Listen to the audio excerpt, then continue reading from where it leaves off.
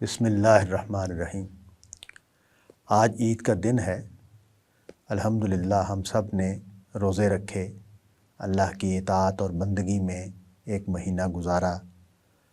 توقع ہے کہ ہم نے اس سے تقویٰ کے لیے بھی اور آخرت کے لیے بھی بہت کچھ کمایا ہے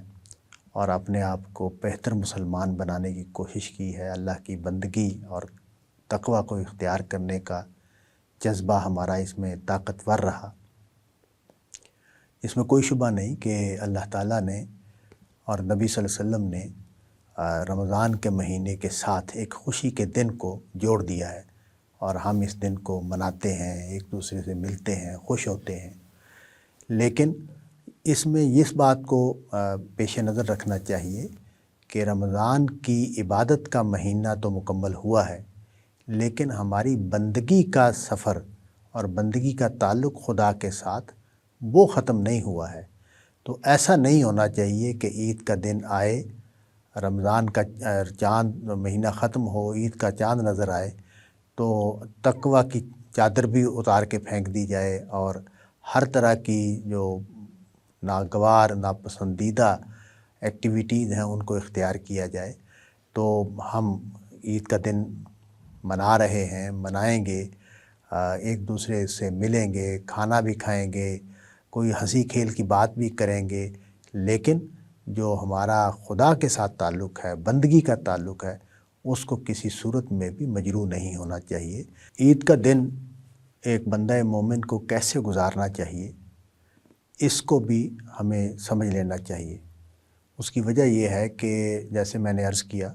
کہ ہم عید کا دن آتے ہی اپنے آپ کو جس طرح آزاد کر لیتے ہیں اور ہر طرح کی پابندی سے بالکل بے پرواہ ہو جاتے ہیں، یہ بات ٹھیک نہیں ہے۔ اسی طرح یہ بھی ضروری ہے کہ عید کے دن کے حوالے سے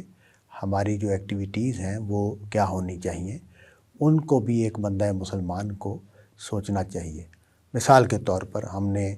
ناراضیاں ہیں ہماری رشتہ داروں سے، بہن بھائیوں سے، دوستوں سے، تو یہ ایک موقع آیا ہے ہم اس ناراضی کو ختم کریں، ان کے ساتھ تعلقات کو بحال کریں۔ اسی طرح ہمارے ماحول میں، ہمارے قرب و جوار میں جن سے ہمارا تعارف بھی ہے، تعلق بھی ہے، ان کے بارے میں ہمیں معلوم ہے کہ ان کے لیے عید کی خوشیوں میں شامل ہونے میں رکاوٹیں ہیں، مالی اعتبار سے بھی دوسرے کوئی پہلو ہیں، تو ہم جہاں مددگار ہو سکتے ہیں ان کے لیے مددگار ہوں۔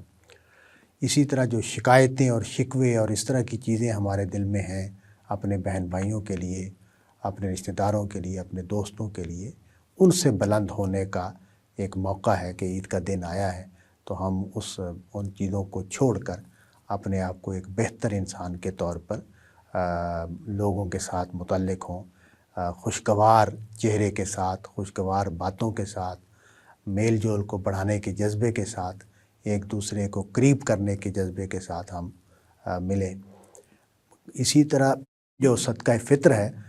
وہ ویسے تو عید کی نماز سے پہلے اس کو ادا ہو جانا چاہیے، اور یہ بھی جو بات ہے کہ عید کی نماز سے پہلے ادا ہو جانا چاہیے، یہ بھی ایک قانونی بیان ہے۔ اصولاً تو صدقہ فطر جو ہے اس کا اجرا اس لیے ہوا ہے کہ جو غریب طبقات ہیں، محروم طبقات ہیں، ان کو عید منانے کے لیے وسائل فراہم کیے جائیں۔ تو اس لیے، اور دیکھیں کہ نبی صلی اللہ علیہ وسلم نے جب اس سنت کو جاری فرمایا تو ہر فرد پر، بالغ اور غیر بالغ، ہر فرد پر جو بھی دنیا میں موجود ہے اس صدقہ فطر کو عائد کیا کہ جو بھی صدقہ فطر ادا کرنے کی پوزیشن میں ہے وہ تمام افراد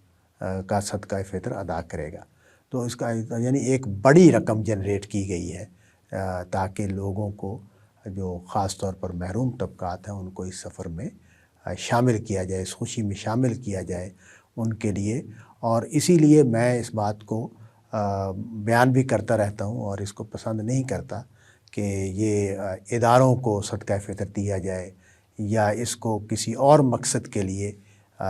صرف کیا جائے، اس رقم کو جمع کر کے۔ یہ نادار لوگوں کو ہی دینا چاہیے جو عید منانے کی طاقت نہیں رکھتے اور اس کی خوشی میں اچھا کھانا بنانا ہے، اچھا لباس پہننا ہے، ملنے جلنے کے لیے آنا جانا ہے، تو اس کے لیے ان کے پاس وسائل اگر نہیں ہیں تو ہم اس رقم سے ان لوگوں کے مددگار بنیں جن کو یہ وسائل چاہیے۔ تو اللہ تعالیٰ سے ہم توقع کرتے ہیں کہ وہ ہمیں عید کے دن بندہ مومن بنائے رکھے، عید کے دن ہمیں لوگوں کا خیر خواہ اور ہمدرد بنائے رکھے، عید کے دن ہم اللہ کی بندگی اور بندوں کے ساتھ حسن سلوک دونوں کو قائم رکھیں، اور خوشی کے جذبے میں آ کر اللہ تعالیٰ کی نافرمانیاں، ایسی ایکٹیویٹی کرنا کہ جو اللہ کے حکم کے خلاف ہو، اس طرح کی تفریح کرنا جو اللہ کے حکم کے خلاف ہو،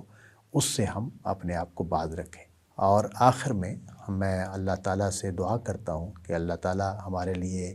اس عید کے دن کو مبارک بنائے۔ آپ سب کو مبارک ہو، عید مبارک،